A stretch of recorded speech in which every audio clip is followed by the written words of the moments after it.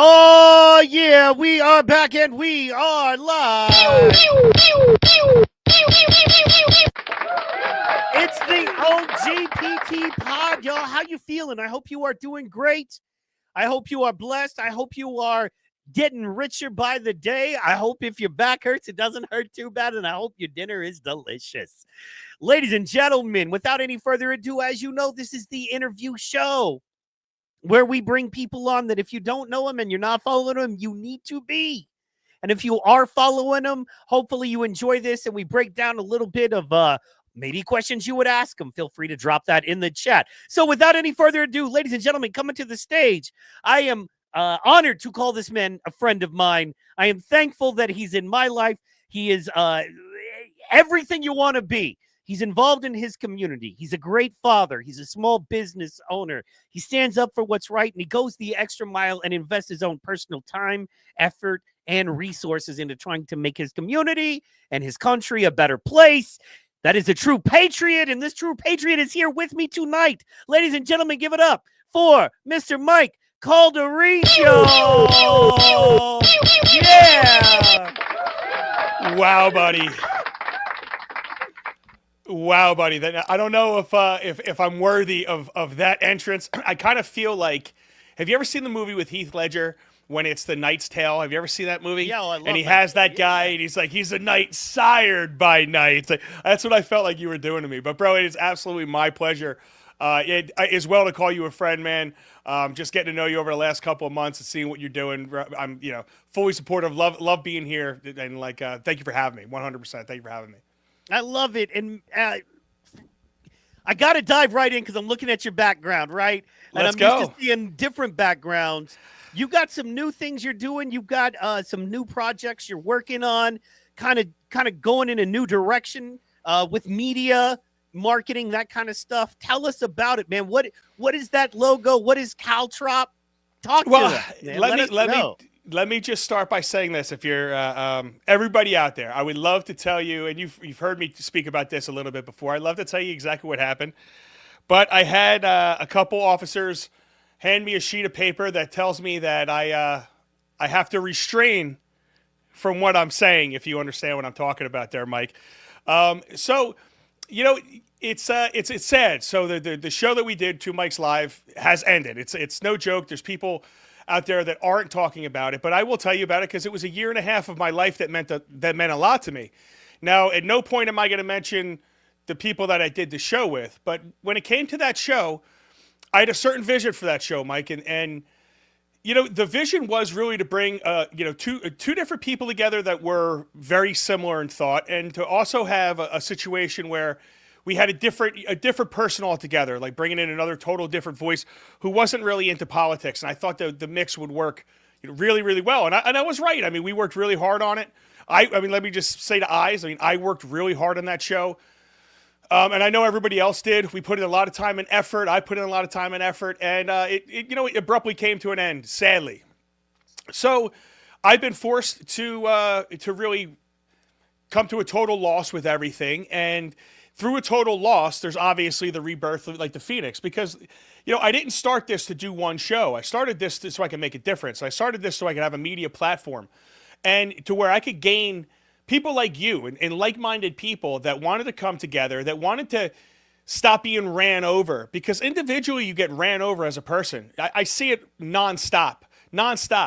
But collectively, you see the certain religious groups, they stay together, and the more solid they are as a group, the more of a force you're going to be. You get recognized as a group. You don't get recognized as individuals, sadly, right? So my idea through this entire thing was to really bring people the truth, to parse through the garbage of what's been going on, and to really build a family here, And I think what I did over the last year and a half, you're seeing the results of it now, even with the nasty breakup, the amount of people that have supported me, that are still going to support me. It's going to be awesome. So the new show, yeah, man, I have a new media company called everything's not set in stone, and I'm a little worried about that being taken from me as well, and just backhanded things going on with that. But I'm not going to release the media company's name as of yet. I've dropped it a little bit to friends. But the new show's name is called The Caltrop. And the Yeah. caltrop is something that I want everybody to look up because it's an area defense weapon. And listen, man, I didn't think of this name. The Jarl from Bearded Viking Me, they run Vikings, Outlaws, and Cowboys. Is a great show. I was just on it. Yeah. Shout out to Vikings, Outlaws, and Cowboys. Great bunch of dudes. Sorry for being long-winded here, Mike. But No. But no, so I was describing to him what I wanted. I wanted it, middle of the road where I'm hard on everybody, but it's fun. It's not just a political podcast. I want to have it multifaceted. I want the people from the left to come in and have real debates. Something I wanted to do on the last show and wasn't able to do. So there's a lot of things that I'm free now to do, and get back to what I started, because I started this with Caldarise Unleashed, and it was me and my neighbor, but it started with me. And I'm going to get back to what I started with the caltrop. And the caltrop, I will be your area defense weapon from fake bullshit. And the bottom line is you're being inundated with fake bullshit everywhere you look. No matter what it is, it's fake everywhere. And you're going to come to us to have fun. You're going to come to me to have fun, but to also get real accurate information and real thought. Because one of the things I don't want to be is just another parrot that's regurgitating the news to everybody else like every other show out there. I want to have real thought. I want to have real discussion and possibly show people that, we're not right and left. We're all kind of somewhere in the center. We're all way more similar than what we're led to believe. Sorry for being long-winded, buddy. No. That's what we need, what we want, man. And just in case anyone is wondering what a caltrop is, that is a caltrop. It is a weapon. These are pictured from the Mongol Empire right there, and that is awesome. And if you picture like Saving Private Ryan with those big pieces of metal that were on the beach, right? Those are a caltrop. Yeah. It is a steady, sturdy. However you drop it, it's going to be defensive, and it's a defensive on all sides. It's a defense against a lot of different things. And when he brought that name to me, I didn't know what it was, and I'm sure no one's going to know what it is. But good, look into it. And I think it's a great brand for me because I've always been the caltrop. Heck yeah.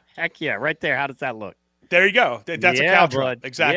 Yeah, Some have spikes, some don't have spikes, right? But no matter how you drop it, that's the beauty of that type of weapon. You could just drop it, and it's going to be able to land in a way to where it's defensive. Might be. And my last name is obviously Caldarise, so people call me Cal. It works perfectly. Yeah.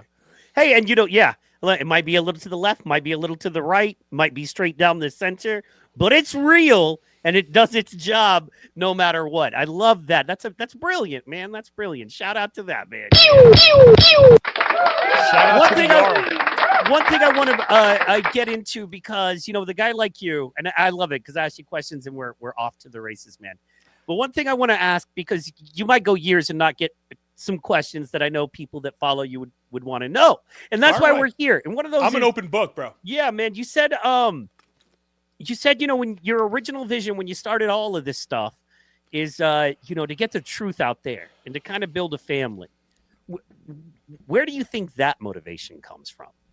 Because not every guy out there is like, hey man, I want to get involved local and nationally in politics and build a group of like-minded folks, to have that desire and then to act on it and to build what you've built. Where do you think that came from, man? Where do you think that motivation came from? So I don't know. So there's no motivation to speak truth to me. It's like maybe it's something that's just ingrained in my person.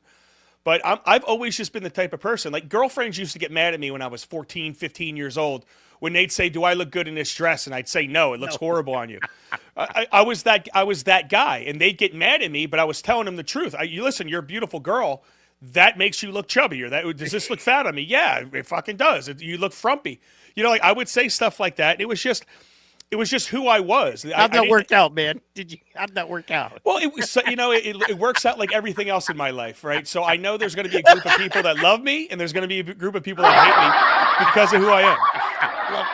No, that's awesome. We need more of that in this world, in my opinion. You know what I mean? So that's what it was. So I've always been the person you see right here. If you really talk to anybody that has known me from 14 years old, 7 years old, whatever it was, I'm a much more calm person, and I'm a clearer thinker as far as like reacting to violence and stuff like that. But ultimately, I'm the exact same person. I haven't changed. This is who I am. I've always been this way. I've always spoke the truth. And moreover, like I've always loved to argue.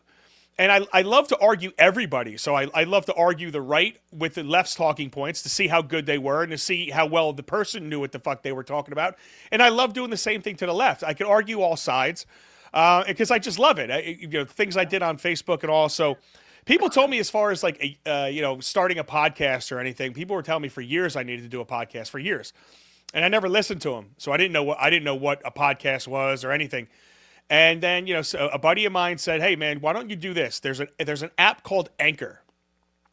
And you could do it right over your phone. And I was like, okay, cool, let's do it. So I started the name Caldarise Unleashed, and I put a picture up that my son drew of a tiger. It's badass. I'll post it on my page, Mike Caldarise on Facebook or any of them, right? But so I get the app on my phone. I walk into my shed, all this stuff. I sit the phone up on my shelf, and I had to restart the show about 4 or 5 times. Nervous as hell, heartbeat. Nobody was listening to me. It wasn't live. Yeah. It was just talking into the phone. So, dude, finally I got past the first couple of minutes, and then I got going with it, and I did an hour and a half, something like that. I could just rip. And then the next show, and then the next show, and then my 5th show, I did a show called Fuck Your Race. That seemed to be really good because it's something that, I was on your show saying the same thing. I think.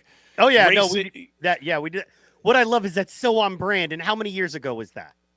Oh, dude, what's this now? This is during COVID, 4 years ago, 5 years ago now. And you are the same dude. I'm maybe a little wiser. Bro, mature, but the same dude, man. If you want to hear the same guy without seeing me, go to Spotify and go to Caldarise Unleashed, my last name, and just put in Unleashed, and you'll be able to hear 17 days worth of content, man. We have a lot of shows on Caldarise Unleashed. We did it for a while, but it was more of a hobby. It was a hobby, but it was, doing that. I learned how to develop a show. My neighbor, I love doing it with my neighbor. It was hysterical, but it got to the point where like we were too off the chain, too crazy. We did the origin of offensive words, and the first word was good. You know what I'm saying? Like fat, got, you know what I'm talking about? I don't know how crazy you want to get on your page. Yes. But yes. So we did the origin of offensive words, and we did a number of different words that would piss people off. So it wasn't something I thought we would be able to market nationwide. So, but I loved doing the show. And that's when Mike on my show, I shouldn't even bring him up, but he came on my show, and he did a great job for like 2.5 hours on his COVID research. And from there, we said, hey, you want to go ahead and be partners? So we did. And then we did, the 2 Mics Live. So, in the same concept went to 2 Mics Live. I didn't change who I was. The thing I did was I toned down a little bit of the language, so some of the bad language. I didn't get as crazy as I got on 2 Mics Live, but you got me at like a level 6. With all them. You know what I'm saying? You didn't get me level 10. You got me at like a level 6. I dialed it down because that was the type of show that I was trying to go for. But no, the motivation now, I think, is you build up an audience and you build up people. And you hear things like my buddy Jersey Abe, right? Jersey Abe is going to be watching the show. And this is a man who is a great father. He's a great person who I've known forever. And the audience doesn't know him. Just know he's one of my listeners. But when he sends you the message of, yo, man, I've gone through a lot in my life. And I'm not going to list the things, but some of the things he went through were very heavy, right? And he says, and you have gotten me through it. You know what I'm talking about? He says, listening to you, there was so much horrible shit going on in my life, but I would listen to you and I would be laughing my ass off for an hour. I'd be laughing for an hour and a half. I'd have a smile on my face while this was going on. And when you see him follow you over to 2 Mics, and then you see, how much he embraced everybody that was there, and just like the family concept that it created itself. I didn't start off to do a family. The family created itself. And now it's kind of like a thing where these are people that I know I'm touching on a day-to-day basis, whether they're saying it or not. I'll see somebody random like, yo, dude, I love the show. I'm there every day. And I don't even know they're listening. Yeah. So it's that. And the fact that I'm a guy that truly does not give not one solitary fuck about what people think of me. Not one. So, hey, knowing you personally, I can co-sign. You are going to do you for better or worse, and you will take it. And this is what and here's the thing about it, man. And I'll let you go. I apologize. Yeah, no, go talk. here's the thing about you that people don't understand, and why the real ones give you the respect is because wrong or right, you will take your licks.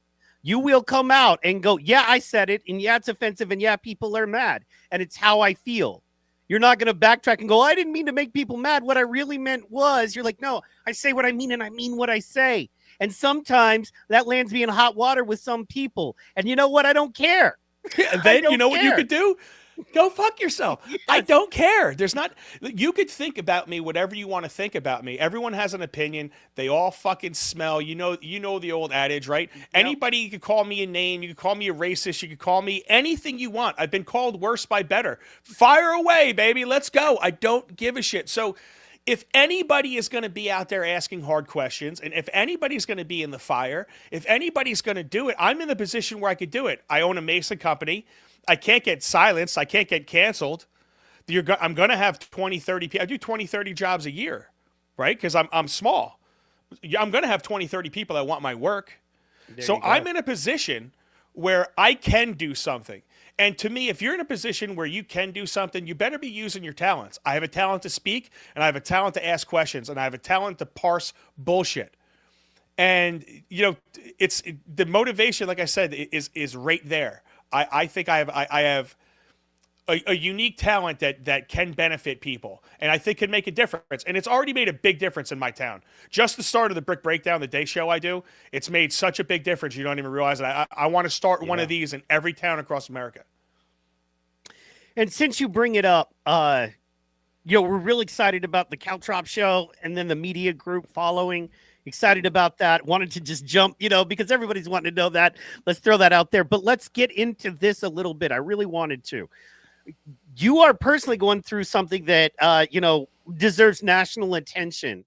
And you're dealing with local, politicians, local attorneys, citizens. Can you talk to us? And for those of you that don't know, Mike has a great show called The Brick Breakdown.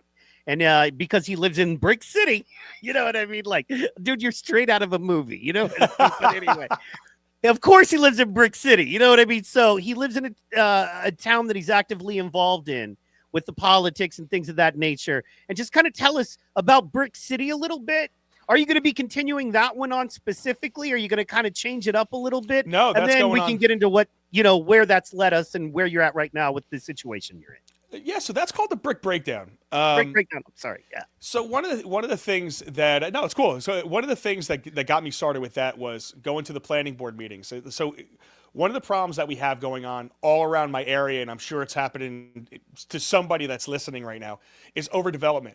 And I live in New Jersey, so you have a new mandate from the state that's saying that you have to have certain amount of like affordable housing units, right? Mm-hmm. So what's happening specifically in my area, they're trying to put up a lot of buildings where they're asking for variances that do not go with the area.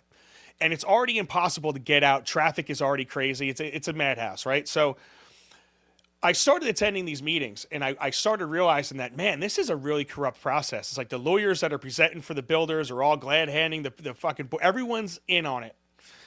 And then they tried to pass this trailer ordinance, and I'm not going to get too crazy, but they tried to do it real backhanded. And I organized a bunch of people. I made one Facebook video. Like 90 people showed up to this town hall meeting, and they shelved everything. When you say backhanded, what do you mean? Trailer ordinance? First of all, tell us about the ordinance because we don't, you know what I mean? When I think trailer, I think like truck trailer. No, so when you like any enclosed trailer. So what they were trying to do is ban completely any enclosed trailers, ban a lot of landscaping trailers. They were trying to ban any vehicle that weighed over 10,000 gross vehicle weight from parking in brick driveways. So my dually truck is 13.5. I wouldn't be able to park my truck in my driveway. Oh my Things like that. And when I say backhanded, they have to post the dates for this stuff in the beginning of the year. So they posted the date for this hearing, but then they just set the hearing up, and they don't have to go out. They just post it like on their page that no one follows. But they don't have to say, hey, we're doing a hearing on this or doing a hearing on that. They just put this new ordinance up, didn't talk about it, and they were just going to pass it until everyone showed up. And then once everybody showed up, they said, oh, I know you guys are all here for the ordinance. Guess what? We're going to shelve that, and we're never going to talk about it again. Wow. But what they did was the old ordinance banned trailers a little bit. It was just never enforced. So what they did was the next month they just had their zoning agents go out and start enforcing trailers on businesses. So it was like 28 different businesses the first month. It was a bunch more the next month. So in consecutive months, you had this spike in trailer violations. So I said, you know what, dude, I can't take this anymore. I started the Brick Breakdown. And it's just funny because when I started this show, it was to ask people a lot of very hard questions. And nobody wanted it to be a part of it. I'd ask the council questions and they would sit there and go, thank you for your question. Next. They wouldn't answer you. It was unbelievable. So I started recording them. And then I got them to put it on Facebook. And then I started taking clips and putting the clips on Facebook and all the other socials. All of a sudden that got attention because that was getting a couple thousand views per. Yeah. So now I'm putting your own words to where people could actually hear it. And guess what? You don't like it and they don't either. It was amazing. But then what starts happening is you start seeing things where you start getting singled out. And this one situation we had, once again, for the planning board, we went to this meeting on this big project. They're trying to jam it down our throats here. And the first planning board meeting we went to, they knew about my show now. It's been out. I've been hammering them now for a couple months. They said to us, hey, just so you guys know, there's no recording or taking pictures of this. Of a public meeting. So I didn't record. I didn't take any pictures. But I emailed the mayor and I said, can you tell me why my First Amendment rights were violated? And she came back to me and said, no, you could definitely record there. It was a misunderstanding by the lawyer. Oh, it was a because the same room is used for court when it wasn't used for the other one. So it's just a misunderstanding. I'm like, okay, but wow. I've seen 15 different planning board meetings with this woman, and all of a sudden, it's just this one that she has a mistake on? Yeah, my ass. So then, and I could actually, I could probably pull up the video if you wanted to hear it, but I'll give you the breakdown on it. So come 3 meetings later, my town's interesting because in any of these planning boards or stuff like that, you have a question period from the public and then a thoughts period from the public where you could give your opinion on the project. So we had so many people show up to this meeting that we were asking questions. We filibustered this lawyer just like he did to us for 3.5 hours and made them push it back again to another meeting. I love that. But one of the women was really she's actually running for mayor of our town. Her name's Madeline Iannarone, right? She was questioning this lawyer, and what she got him to admit was, or what she got him to say was, that our population was decreasing because she said it was increasing. How do you justify this? So the lawyer's like, I believe, this is exact words. He says, I believe the population of Brick is decreasing. It's going down. And then you heard an audible moan and groan in the audience. And then all of a sudden he goes, it is, look it up, Census Bureau. So I said, okay, right? So the good thing about Google is if it's not biased or anything like that, they're going to give you the clear skinny of it. They're gonna, the numbers at least. Yeah. 76,000 now, up from 73,000, still up from 75,000 in 2010. So what I tried doing is figuring out the most asshole way to ask a question just to get the guy backpedaling and falling on his ass, right? Right. So what he did a lot of the times when he was getting these questions asked was he'd use the phrase, not very likely, not likely, probably not. It was all generalities like that, but not very likely was his go-to word. He had to say it 60 times. Whoa. Yeah, because this is how many questions we had coming at this guy. Yeah. So I get up there as soon as Madeline was done talking, I ran up to the podium. I had my arm up and I was just fucking steaming ahead towards it. So, because there's, like I said, there was still another 10 people that had to ask questions. So I look at this guy, go, okay, my first question is for Mr. Jackson. Mr. Jackson, can you tell me, what did I say? Can you tell me the likelihood of you being right about Brick's population? Is it A, I'm positive, B, very likely, C, likely, D, not very likely, or E, I'm completely wrong? And I just kind of stopped and looked at him. And everyone started laughing in the background. He just looks up to the judge like this and goes like this. Or not the judge, the chairman of the planning board. So the chairman of the planning board doesn't even make this guy answer a question. He looks at me and says, I don't see the relevance of your question. I said, well, the relevance is he's used likely and probably to make a lot of generalized statements here. So I'm asking him if he's positive or how likely it is that he made truthful statements here to the board and just lie to everybody. And dude, it was like a 4-second just silence. And I said, or are we just making statements that we don't know the answers to? I said, here, let me fact check. And I start reading them. And when I was done with that, I was going to look right at him and say, with those numbers, would you admit now that you made a false statement to the board? And then I was going to follow up with that. Well, if you made this false statement to the board, how do we know that any of your likelies that you made here today, that you've declared here today, are accurate? That's what I was going to say. Yes. That's called nailing him to the wall in legal terms. That's called nailing your ass to the wall. I have you dead to rights. Well, I start reading off the numbers. The chairman goes, excuse me, bang, bang, bang, bangs the gavel at me, and then says this shit. He goes, when I say excuse me, that means you be quiet. Shush. Wow. I was like, did you just fucking he didn't shush my ass. Did he shush me? So I was like, no, that's not how this works. I could ask, this is my time to ask questions.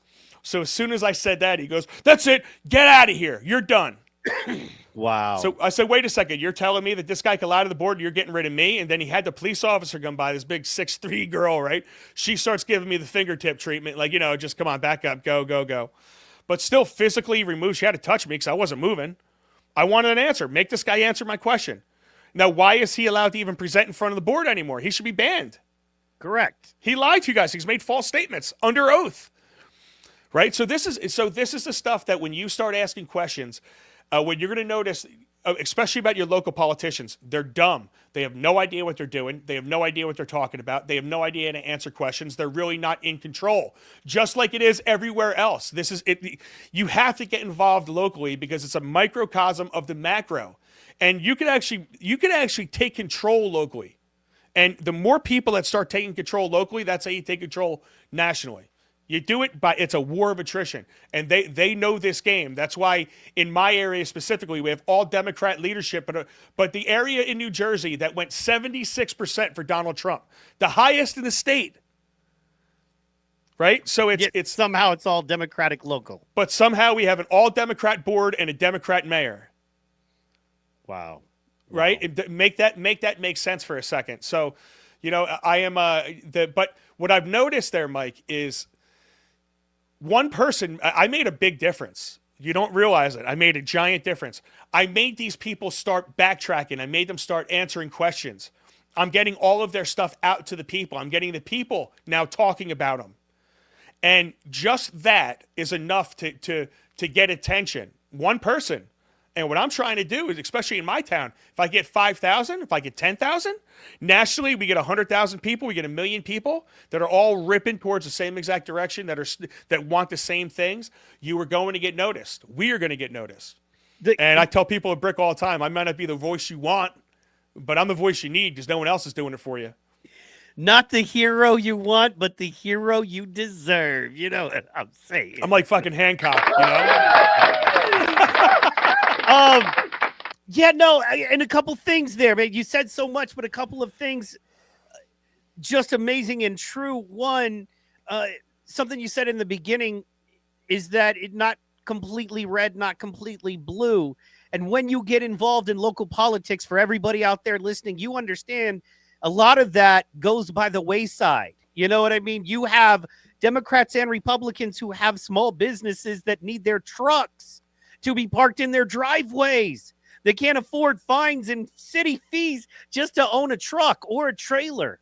That is something that is a nonpartisan issue. I always use the pothole reference, right? We can fight all day over Donald Trump or Joe Biden, but at the end of the day, who's fixing that pothole? Are your tax dollars going to fix that pothole that's blowing your tire out?